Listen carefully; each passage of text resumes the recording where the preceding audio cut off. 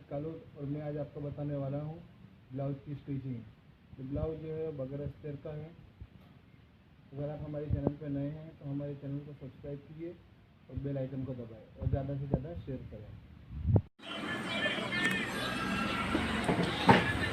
तो हम स्टार्ट करते हैं सिलाई करना।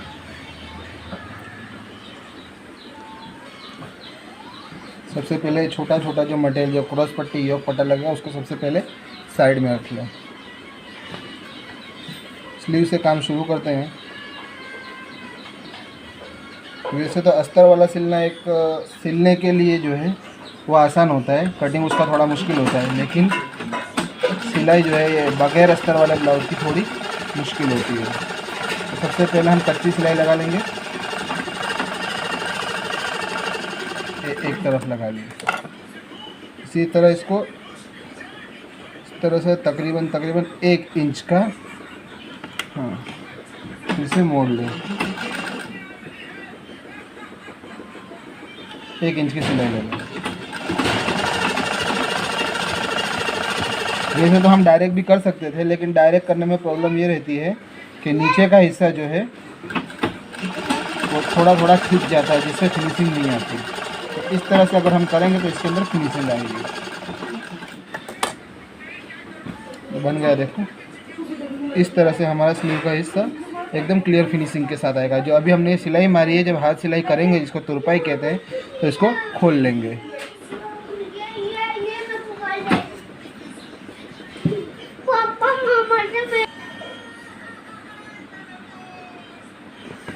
ये हो गई हमारी दोनों स्लीव रेडी। इसको थोड़ा साइड में रख देंगे और इसको जो है कटोरी को अटैच करेंगे योग पट्टे के साथ में। लेकिन उससे पहले जो है ये पहले से मैंने निशान कर लिए थे। देखो ये नज़र आ रहा है निशान। इस तरह से कटोरी का जो डाट लेना है वो ले लेंगे सबसे पहले। तो कटोरी के जो मैंने इस तरह से कट लगाए थे निशान के कितना फिटिंग करना है हमको, तो इस निशान को इस सेंटर से मिला करके जो है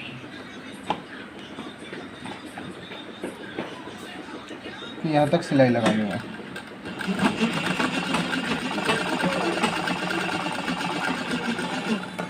डबल सिलाई लगा लो।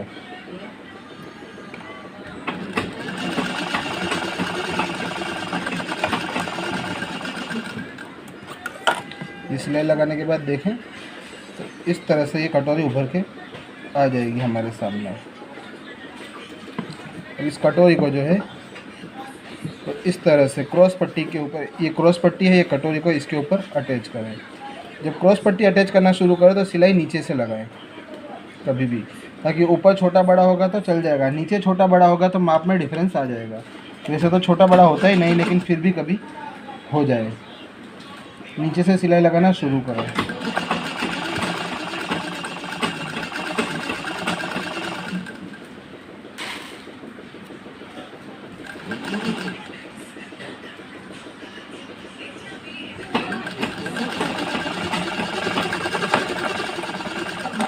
ये हो गई हमारी पहली सिलाई। अब इसी को इस तरह से रख के दूसरी सिलाई मारना शुरू कर दें।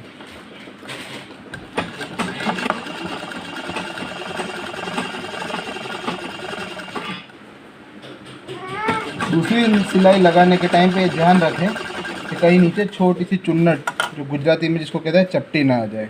अगर चपटी आ जाएगी तो यहाँ पर थोड़े रिंकल्स आ जाएंगे। देखो इस तरह से दोनों परफेक्ट। देखो इसमें ना छोटा हुआ ना बड़ा हुआ। ये सब कटिंग के टाइम पे ध्यान रखना होता है। ज़्यादा कपड़े को इस तरह से काट लेंगे। अब इसको काटने के बाद में जो है ये योग पट्टा जो नीचे लगेगा, देख ले। देखो एक तरफ से मेरे कटिंग के अंदर कम होता है, एक तरफ से ज़्यादा होता है। जो छोटे भाग से गोलाई की तरफ आता है ये आगे आएगा, ये पीछे आएगा। देखो इस तरह से। तो इसको योग पट्टे को जो है सिलाई आगे की तरफ से मारना शुरू करें और सिलाई लगाए तब आधा इंच। देखो ये क्रॉस पट्टा कटोरी से थोड़ा आगे आएगा। जब सिलाई लग जाएगी उसके बाद देखेंगे तो सही होगा, लेकिन जब सिलाई करने से पहले थोड़ा बहुत बड़ा दिखेगा।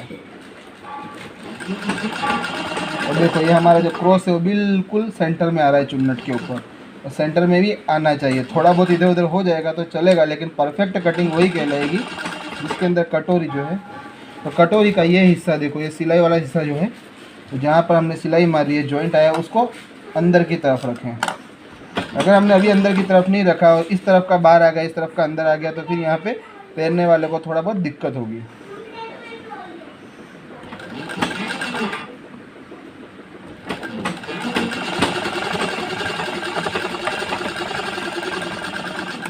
लग गया हमारा नीचे का योग पट्टा। इस तरह से एक साइड तैयार हो गई है। इसी तरह से अब हम दूसरी साइड भी हम तैयार कर लेंगे। ये एक्स्ट्रा कपड़ा जो है उसको थोड़ा सा क्रॉस में कट कर लें इस तरह से। वैसे तो बैक पार्ट जो तैयार हो जाएगा उसके बाद मैं आपको बताऊंगा कि बैक पार्ट को कटिंग करके दोनों को सेम सेम हम कट कर लेंगे। तो फ्रेंड देखिए, ये दोनों फ्रंट के पार्ट तैयार हो चुके हैं। ये दोनों फ्रंट के पार्ट तैयार हो जाने के बाद में इस तरह से देख लें, तो कोई पार्ट छोटा बड़ा तो नहीं, देखने में छोटी सी बात है, लेकिन जब लेडीज़ यहाँ पे हुक लगाएगी तब इसके अंदर बहुत सारी प्रॉब्लम आएगी। तो ये दोनों को इस तरह से देख लें कि दोनों पार्ट सही है या नहीं। ये दोनों सही है तब यहाँ पे हम हुक पट्टी और आई पट्टी करते हैं। हुक पट्टी बनाने के लिए स्लीव तैयार है, बैक पार्ट तैयार है। हुक पट्टी बनाने के लिए सबसे पहले जो हमको यूज़ में आता है वो जो पीछे का गला हम काटते हैं, तो उसके अंदर जो अंदर का कपड़ा निकलता है वो हमको इस्तेमाल में आ जाएगा। इसको इस तरह से कट कर लें, यहाँ से भी कट कर लें।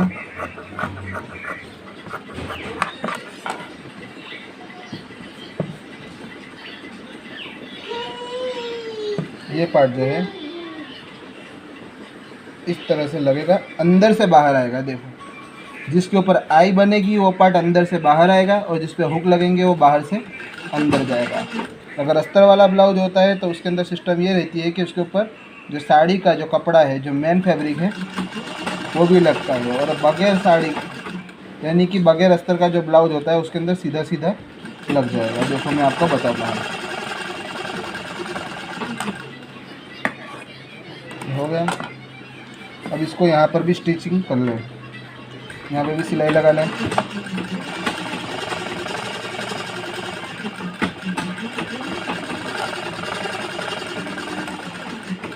तो यहाँ पे सिलाई लगाने के बाद में हर किसी का अलग अलग मेथड होता है। कोई होता है जो डायरेक्ट लगा देता है, हम लोग आई इसी में बनाते हैं ताकि अलग से हमको सुई से आई बनाने की ज़रूरत ना पड़े। इसीलिए आई जो है मैं इसके ऊपर जब गोट पट्टी लगाऊंगा, इसको पाइपिंग कहते हैं, वो लगाऊंगा तब मैं आपको बताऊंगा।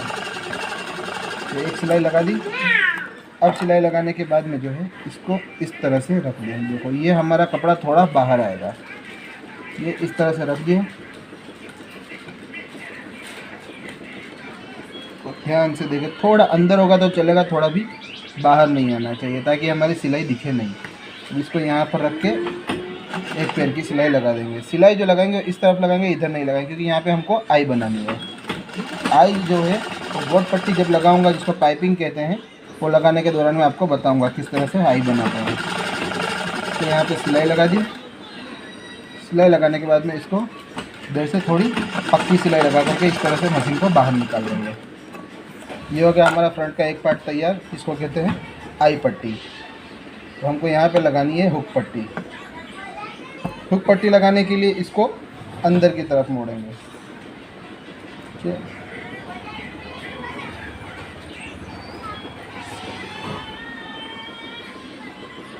इसको जो है डबल ले ले तब भी चलेगा।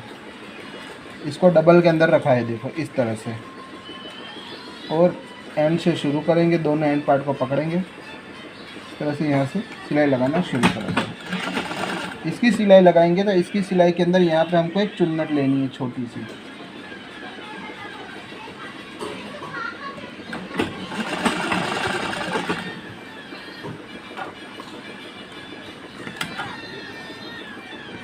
छोटी सी चुन्नट लेंगे। ये चुन्नट लेने का रीज़न ये है जो है, जैसे ये कपड़ा खुलेगा इधर से तो ये भी खुलेगा। अगर चुन्नट नहीं है तो खींचा खींचा नज़र आएगा।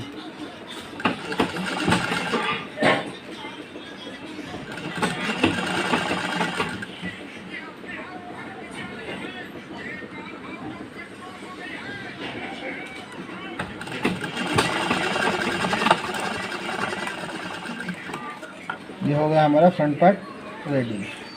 और इसको इस तरह से अंदर, देखो इसको यूँ पकड़ के इस तरह से अंदर ले लेंगे। अंदर लेने के बाद में जो है इस तरह से सिलाई यहाँ से लगाएंगे शुरू करेंगे। सिलाई लगाने के दौरान ये ध्यान रखें कि बाहर का कपड़ा अंदर न जाए और अंदर का कपड़ा बाहर ना आए। अगर अंदर का कपड़ा बाहर आएगा तो डिजाइन जो है फिनिशिंग नज़र नहीं आएगी, और अगर बाहर का कपड़ा अंदर जाएगा तो मेज़रमेंट में प्रॉब्लम हो जाएगी।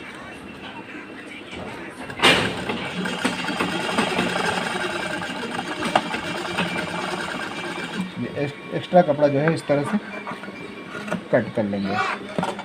ये हो गए हमारे दोनों फ्रंट और बैक पार्ट रेडी। ये हुक पट्टी और आई पट्टी दोनों रेडी हो गई। अब ये बनाने के बाद देखो इस तरह से नज़र आना चाहिए। ये सिलाई जो है दोनों की सेम नज़र आनी चाहिए, इधर से भी सेम और इधर से भी सेम। अगर ये ऊंचा नीचा होगा तो अभी तो कुछ नहीं दिक्कत आएगी, लेकिन जब पहनेंगे हुक लगाएंगे, हुक लगाने के टाइम पे एक पार्ट बड़ा हो जाएगा, एक पार्ट छोटा हो जाएगा। इसी के साथ साथ हम ये भी देखें कि यहाँ से स्टार्ट जहाँ शोल्डर होते हैं वहाँ से कटोरी दोनों जगह एक ही तरफ से आनी चाहिए, छोटी बड़ी ना हो।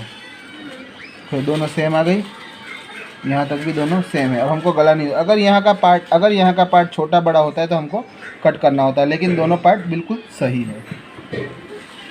ये हमारा फ्रंट रेडी हो गया। अब बैक के लिए जो है कोई ज़्यादा बैक में कुछ काम नहीं होता, सिर्फ दोनों भाग को पकड़ ले इस तरह से, यहाँ पर इस तरह से एक छोटा सा कट लगा ताकि हम टक्स वर्क बनाने की पता चले। इस तरह से पकड़े, और हमने पहले ही जब कटिंग के टाइम पे 1 से 1.5 इंच कपड़ा छोड़ा था।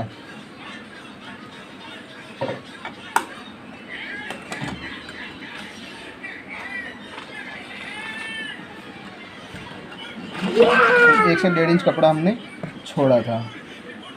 यहाँ पे हमको टक्स कितना लंबा लेना है, दोनों साइड जितना भी ले दोनों साइड सेम ले, तो हमको 4.5 से 5 इंच का टक्स लेना है। देखो जितना बड़ा गला होगा इतना ज़्यादा टक्स लेना पड़ेगा, सिंपल मेथड ये है। इस तरह से दूसरी सिलाई भी लगा दें। देखो ये सिलाई लगाने में सबकी प्रॉब्लम होती है कि यहाँ से सीधे आते हैं, यहाँ पे क्रॉस निकल आते हैं। तो इसका सिंपल मेथड ये है कि कपड़े को जब यहाँ से रखें, जहाँ पे सिलाई लगानी उसको थोड़ा क्रॉस में इस तरह से पकड़ें, और इस तरह से क्रॉस में जब हम कपड़े में पकड़ेंगे तो देखिए इस तरह से सीधी बाहर आ जाएगी। तो जो है यहाँ जो उभरा नज़र आता है वो नहीं आएगा, एकदम क्लियर बाहर आएगा। देखो अगर प्रॉब्लम होगी तो यहाँ पे क्या है कि जैसे टक्स फ्रंट पार्ट में टक्स आता है, इस तरह से ऊपर उभर के आ जाएगा थोड़ा, जो हमको फिनिशिंग में नहीं दिखेगा। इसी तरह से दूसरा जो है लोगों के ज़्यादातर अक्सर जो है वो टक्स क्रॉस हो जाता है। क्रॉस ना हो इसके लिए भी एक मेथड है कि इस तरह से रख के दोनों भाग को सेम रख लें। ये दोनों किनारों को कहीं यूँ चला जाता है, कहीं यूँ चला जाता है, तो इससे टक्स क्रॉस हो जाता है। तो एक टक्स क्रॉस ना हो इसके लिए दोनों कपड़ों को सही पकड़ें।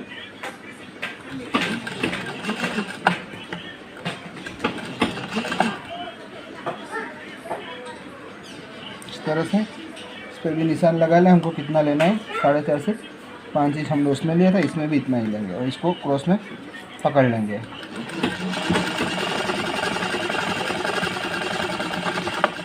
टक्स बिल्कुल उसी जगह पे निकलेगा जहाँ हमको निकालना है, अगर क्रॉस पकड़ेंगे तो। हमारी सिलाई भी फिनिशिंग में आएगी। ये होगा हमारा बैक पार्ट रेडी। अब इसको क्या करें, इसको इस तरह से दोनों शोल्डर को रख दें, नीचे का पार्ट रख दें। परफेक्ट मेजरमेंट के लिए यही तरीका है। इसको यहाँ पे हमने रखा,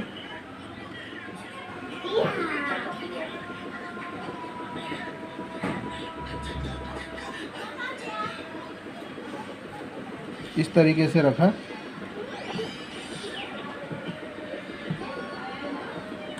इस सब पार्ट को तैयार करके इस तरह से रख दिया। ये हमारा फ्रंट है, ये हमारा बैक है। बैक जो है हमारा परफेक्ट माप में है, इसीलिए बैक को जो है इस तरह से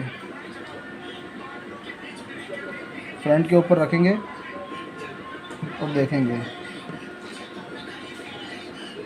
इधर से, यहाँ पे देखो इस तरह से दोनों देखो थोड़ा बहुत डिफरेंस नज़र आ रहा है, तो उसको यहीं अभी कट कर लेंगे इस तरह से। ताकि क्या होगा, अक्सर दर्जियों की भूल तो नहीं बता रहा, लेकिन अक्सर होता ये है कि जब पहनने वाला पहनता है तो या तो आगे का पार्ट पीछे चला जाता है या पीछे का पार्ट आगे चला, बिल्कुल सेंटर में नहीं रहता। अगर इस तरह से हम करेंगे तो माप जो भी हो एकदम परफेक्ट आएगा और यहाँ की जो सिलाई है एकदम बीच में ही आएगी। अभी हमारे दोनों पार्ट रेडी हो चुके हैं, तो हम आगे पीछे यानी कि फ्रंट और बैक दोनों को अटैच कर लें। अटैच करने के लिए इसको इस तरह से रखा, फ्रंट पार्ट को, बैक को सीधा रखा, उसके ऊपर फ्रंट को ऊंधा रखा। ऊंधा रखने के बाद में जो है इस तरह से। एक बात और है कि हम जब कटिंग करें तब ध्यान में रखें कि हम कितना मार्जिन लेते हैं। कुछ लोग होते हैं आधा इंच लेते हैं, कुछ एक पैर बराबर लेते हैं, और कुछ लोग जो है वो सिलाई का मार्जिन बहुत ज़्यादा, पौना से 1 इंच ज़्यादा रखते हैं। हाँ, कि ये मार्जिन जो है आधा आधा, पौना इंच, 1 इंच रखते हैं। तो हम जितना रखते हैं इतना ही जो है हम इसके अंदर कटिंग के टाइम पे मार्जिन दीजिए। अक्सर होता ये है कि भाई आर्म होल में फिटिंग हो जाती है, इसकी वजह से ये मुड्ढे उतरने लग जाते हैं।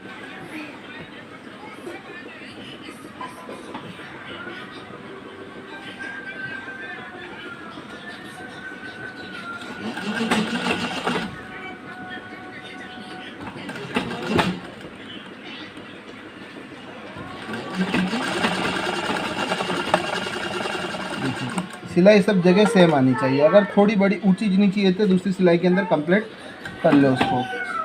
हो सकता है बराबर करने के चक्कर में थोड़ा ऊपर नीचे भी हो जाता है। दूसरी सिलाई होती इसीलिए ताकि हम फिनिशिंग के अंदर ला सकें।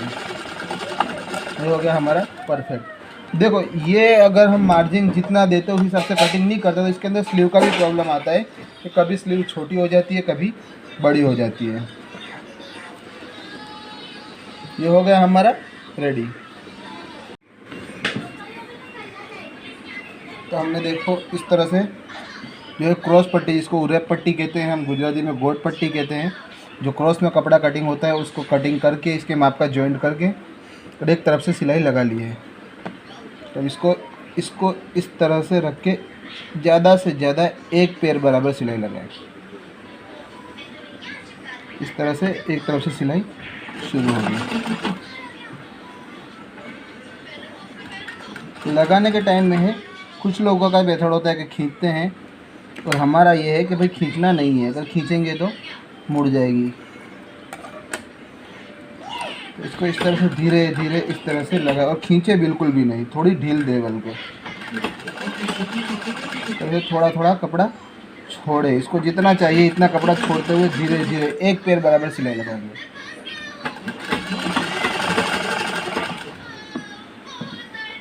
क्रॉस रखने का रीज़न भी कहीं ना कहीं मेरे मन में भी आया था, भाई इसको क्रॉस क्यों रखना है। सीधे कपड़े में भी तो लग सकती है पट्टी, लेकिन सीधे कपड़े में होगी तो गोलाई के टाइम पे मुड़ेगी नहीं। वो जहाँ भी गोलाई आएगी वहाँ पे मुड़ेगी नहीं, उसको चुन्नट लेनी पड़ेगी, और चुन्नट लेंगे तो ऊपर से पाइपिंग अच्छी नहीं दिखेगी। इसके लिए इसको क्रॉस में कटिंग करना है।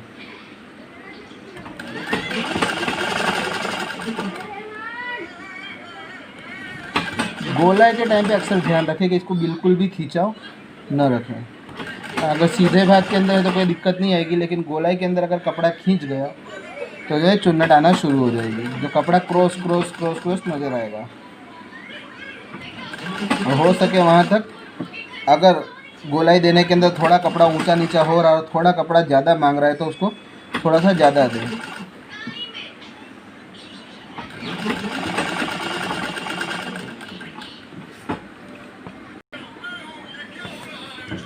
इस तरह से जो है ये एक्स्ट्रा कपड़ा है जो ज़्यादा का, उसको कट कर ले। मैंने पहले ही कट कर लिया है, और उसको इस तरह से अंदर दबा करके जो है इस तरह से बंद की सिलाई मार रहे हैं, जिसको पक्की सिलाई कहते हैं, डाट सिलाई भी कहते हैं। ये हो गया। अब इस कपड़े को यहाँ से यूँ पलट करके जो है तो थोड़ा बहुत रख के सीधी तरफ से सिलाई लगाएंगे। पहले भी सीधी तरफ से लगाई थी, अभी भी सीधी तरफ से लगाएंगे। और बंद करने, सिलाई बंद करने वक्त और शुरू करने के वक्त, दोनों वक्त पक्की सिलाई लगा लें। अब इसके अंदर क्या करेंगे कि जो कटिंग करने के बाद में जो एक्स्ट्रा फैब्रिक है, जो सिलाई से मार्जिन का जो फैब्रिक है, उसको ऊपर की तरफ रखेंगे और इसको इस तरह से दबाएंगे। इस तरह से दबाएंगे तो पतली सी पाइपिंग निकल के आएगी।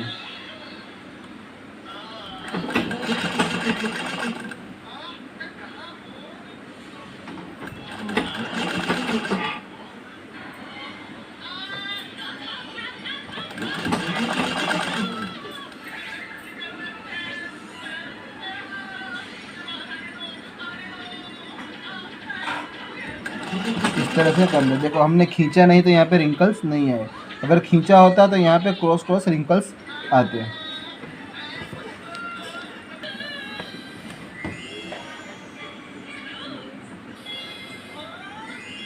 तो इस तरह से एंडिंग करने के टाइम पे जो है इस तरह से एंड होगा। एंड करने के टाइम पे दबन की सिलाई लगा लें, और यहीं से जो मैंने पहले कहा था आपसे कि हम आई सिलाई के टाइम पे बनाएंगे, तो इस तरह से थोड़ा सा क्रॉस में लें, इस तरह से दबन सिलाई लगाएं, फिर थोड़ा इधर जाएं, फिर देखें 5 हमको आई बनानी है।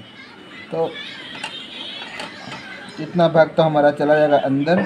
तो 2 3 4, एक जो ऑलरेडी बन चुकी है, दूसरी इस तरफ, तीसरी थोड़ी ऊपर, थोड़ी इधर, और देखिए 5 आई। 5 के आई के निशान लगा लिए। यहाँ पे थोड़ी पक्की सिलाई लगा लें, इसको भी थोड़ा सा क्रॉस में पीछे जाने दें, इसको सीधा यहाँ से इस तरह से निकाल लें। यहाँ भी पक्की सिलाई लगा लें ताकि हुक डालने में अगर कभी खींचे तो कपड़ा खुल ना जाए। इधर भी पक्की सिलाई लगा लें, इसको भी इसी तरह से क्रॉस में जाने दें थोड़ा,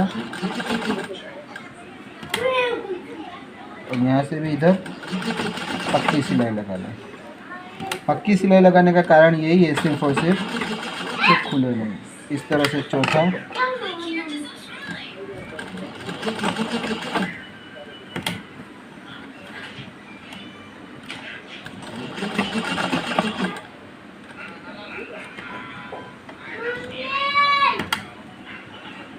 एक 2 3 4,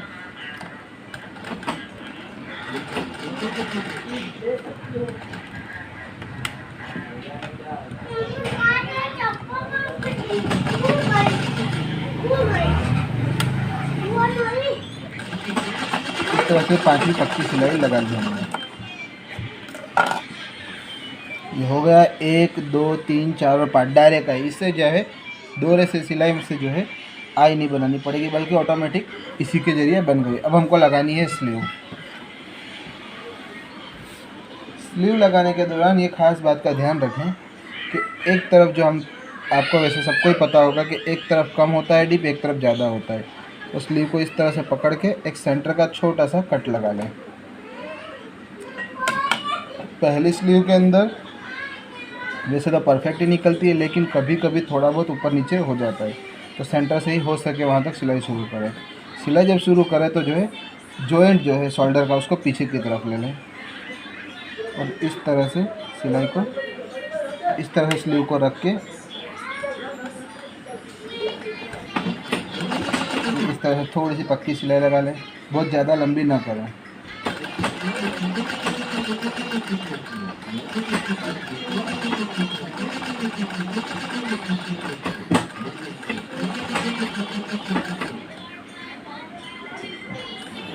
ऐसे परफेक्ट ही आएगा।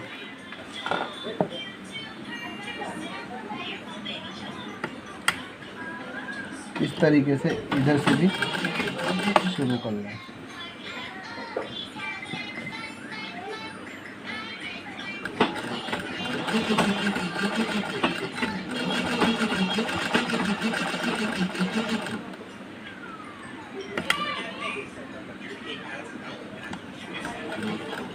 तो इस हाथ में मुझे ज़्यादातर प्रॉब्लम आती है। वैसे तो मैं पूरी सीधी सिलाई लगाता हूँ, लेकिन आज आप लोगों को बताने के लिए इस तरफ से सिलाई लगा रहा हूँ, वरना मुझे पता है कि इस तरह से पूरा परफेक्ट आ ही जाएगा।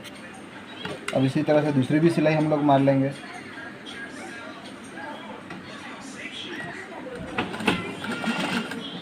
शोल्डर में दूसरी सिलाई ज़रूर मारें, क्योंकि स्लीव जो है यहाँ से खुलने के बहुत चांसेस होते हैं, क्योंकि ब्लाउज जो है हमेशा जिसका भी सिलाई एकदम परफेक्ट फिटिंग में बैठना चाहिए, तो उसको परफेक्ट फिटिंग में बिठाने के लिए जो है थोड़ा थोड़ा जो है कपड़ा कहीं से भी थोड़ा थोड़ा इसके अंदर तनाव रहता ही रहता है।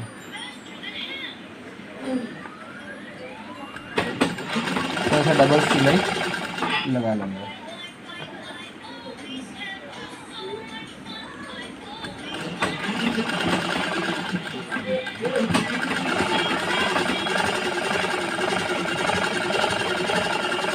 अब ये सिलाई लगाने के बाद में जो है हर किसी का अलग अलग मेथड रहता है। मेरा मेथड ये है, इस तरह से दोनों को माप के देख लेता हूँ मैं। जहाँ तक हमको फिटिंग करना है वहाँ तक कहीं ऊंचा नीचा तो नहीं है। देखो,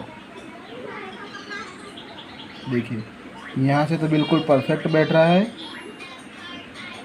लेकिन यहाँ पे जाके थोड़ा बहुत ऊंचा नीचा हो रहा है, क्योंकि हमको फिटिंग तो यहाँ तक लेनी है। 1.5 इंच का जो हमने मार्जिन दिया है वो इतना दिया है। देखो इतना सा ऊपर नीचे हो रहा है। अब इसको ऊपर नीचे को सही करने के लिए सिंपल तरीका यह है कि सिलाई थोड़ी सी दबा दें, इससे कोई प्रॉब्लम नहीं आएगी। यहाँ से कंप्लीट है,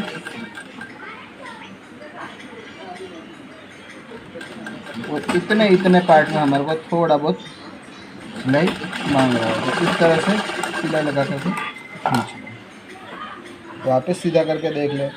वीडियो थोड़ा लंबा होगा, लेकिन छोटे छोटे पॉइंट में आपको बता रहा हूँ। देखिए यहाँ पे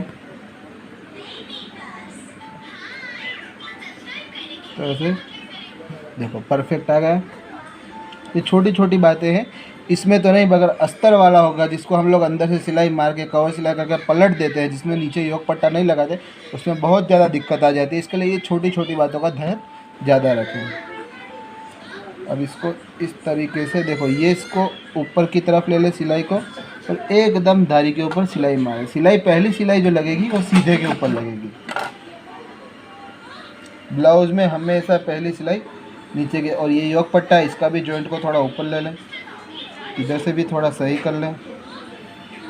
सारे पार्ट एकदम परफेक्ट आएंगे।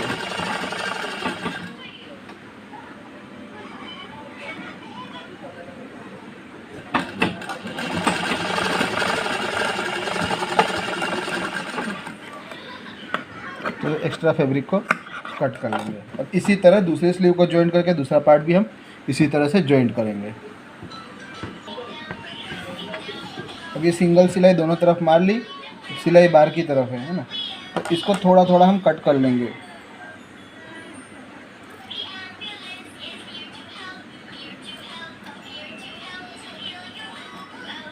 कट कर लिया, ताकि जब हम पलट के सिलाई मारे तो उस पर नज़र ना आए। अब इसको इस तरफ से ऊपर रखेंगे, इसको कहते हैं योग पट्टा। इसको इस तरह से एक पैर की सिलाई, सिर्फ एक पैर का मार्जिन रखें, और इसको इस तरफ से सिलाई लगा लें इस तरह से। इस पर एक बात ध्यान रखें कि जहाँ पर भी जॉइंट आ रहा है वहाँ पर एक चुन्नट छोटी सी ले लें, ताकि ऊपर का पार्ट तो नीचे के पार्ट से बड़ा होता है तो फिर खींचेगा, सीधी सी बात है। तो खींचा ना, इसके लिए हम लोग चुन्नट लेते हैं।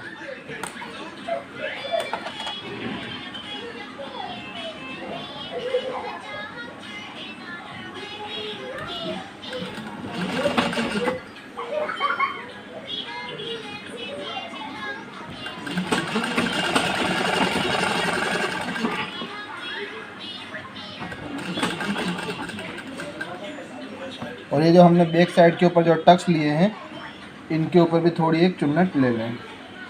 और ध्यान ये रखें कि चुन्नट जो है बैक साइड का टक्स जिस तरफ मुड़ा है ना, उसी तरफ चुन्नट को रखें हम। अभी चले जाएं पहले, उसको पीछे की तरफ है तो ये भी पीछे की तरफ ही होगी।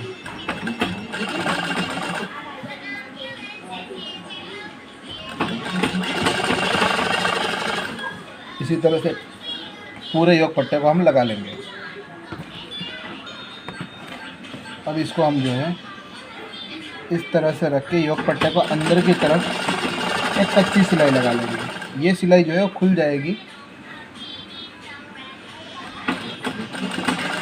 ये सिलाई खुल जाएगी। जब हम हाथ सिलाई करेंगे, जिसको तुरपाई कहते हैं, जब तुरपाई करेंगे तो ये ऑटोमेटिक इसको हाथ से हमको खोलनी पड़ेगी। ठीक है, इस तरह से लगा लेंगे।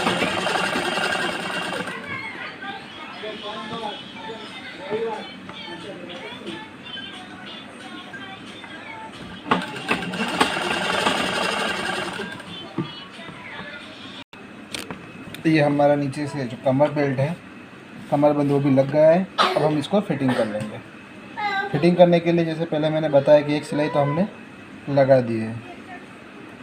अब यहाँ से एक पैर की सिलाई लगाएंगे। एक पैर की सिलाई लगाने के बाद में इस तरह से फिट हम कर लेंगे। सिलाई जो है पूरे में एक पैर की लगनी है। देखो ये थोड़ी सी मिस्टेक हो गई, ये ऊपर नीचे होगा तो कस्टमर जब इसको पहनेगा तब इसको प्रॉब्लम आएगी। ये छोटा सा है, डबल साइड नहीं है। एक सिलाई ब्लाउज में जो अक्सर आप लोगों ने देखा होगा, इसको कट लगा देता है इस तरह से, ये हो जाएगा ऊपर। ब्लाउज में आप लोगों ने अक्सर देखा होगा कि सीधी सीधी सिलाई आती है और 3 सिलाई आएगी, 4 भी सिलाई आ सकती है। इसका रीज़न है कि अगर कस्टमर को खुद को अगर थोड़ा बहुत ढीला करना है तो अपने एतबार से कर लेगा। वैसे तो होता नहीं है क्योंकि हमने परफेक्ट मार्जिन दिया होता है 1.5 इंच का। और अभी हम माप रहे कितना हुआ, ये 1.5 इंच का मार्जिन दिया, यानी एक सिलाई और आएगी।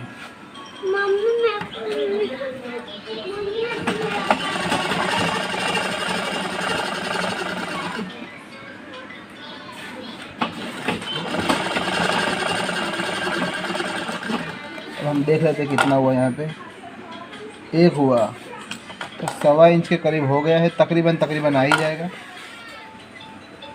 यहाँ से थोड़ा स्लीव का भी देख लेते हैं। स्लीव का जो हमारा माप जो है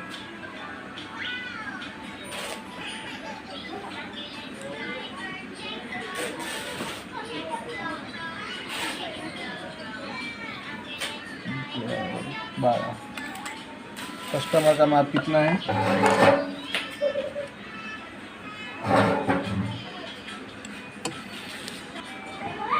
माप जो है 12 इंच है। तो थोड़ा मैंने ढीला ही रखा है, लूजिंग में ही रखा था। 12 इंच जब मैंने मापा था तब, तो इसे आ रहा है 11.5। 11.5 भी परफेक्ट आ ही जाएगा। इसी तरह से हम सामना जो है वो भी माप लेंगे। चेस्ट मापने का तरीका ये है कि एक सिरे से पकड़ के इस तरह से देखिए कितना हो रहा है, 36। इसी तरह से होना तो इतना नहीं चाहिए था, हो रहा है।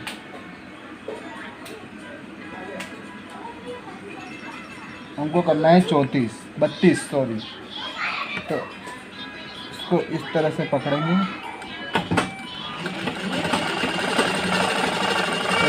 सिलाई लगा देंगे। अगर फिट पड़ेगा तो कस्टमर अपने हाथ से कर लेगा।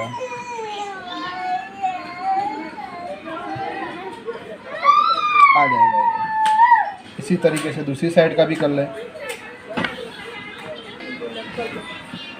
ये फाइनल सिलाई लग रही है हमारी, इस तरह से फाइनल सिलाई लग जाएगी।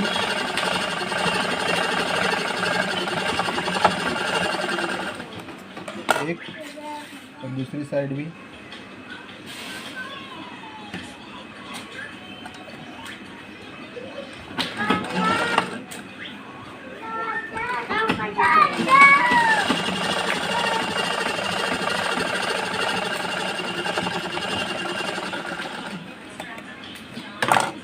माप लेंगे मेज़रमेंट के एतबार से, 26.5 या 26 आ रहा है।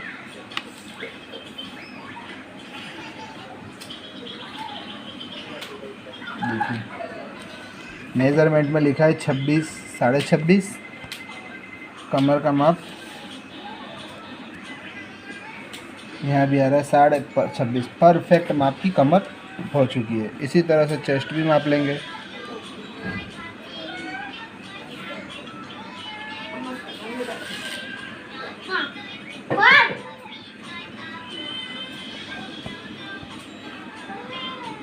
देखिए फुल बस्ट जो है 33 है और हमारा आ रहा है 32, 8, 32 और 33 परफेक्ट। ये बन गया हमारा परफेक्ट ब्लाउज।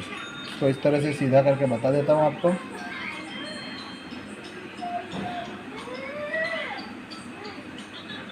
इस तरह से तो इसके ऊपर लेस लगाएंगे तो और भी ज़्यादा अच्छा लगेगा, लेकिन कस्टमर की डिमांड नहीं है, एकदम सिंपल रखना है। देखिए ये सेंटर की जब मैं बात करता हूँ तो देखो, अगर हमने परफेक्ट रख के कटिंग करा है तो देखो यहाँ से सेंटर से पकड़ा परफेक्ट आया, इधर सेंटर से पकड़ा परफेक्ट आया। अगर ये पार्ट छोटे बड़े होते हैं फ्रंट और बैक के, तो का तो ये हिस्सा पीछे चला जाता है तो आगे से तनाव आता है, कभी ये हिस्सा आगे चला आता है तो पीछे से झोल पड़ती है। तो इस तरह से पहले जो मैंने बताया बैक और फ्रंट को तैयार करके पहले दोनों अलग अलग रख के ऊपर नीचे रख के दोनों का परफेक्ट माप लें। देखो ये हमारा माप हो गया परफेक्ट, ये हमारा ब्लाउज़ का परफेक्ट माप है। इस तरीके से देख लेंगे हम 15.5 और 15.5 31। देखिए ये 16 परफेक्ट 32 है अपर चेस्ट।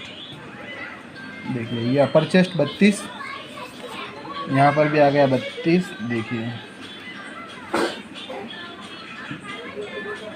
8, ये 16 का 2 गुना 32। ये जो फुलान आएगा उससे हो जाएगा 33, जो मैंने कटोरी का टक्स लिया उसके ऊपर आ जाएगा 33।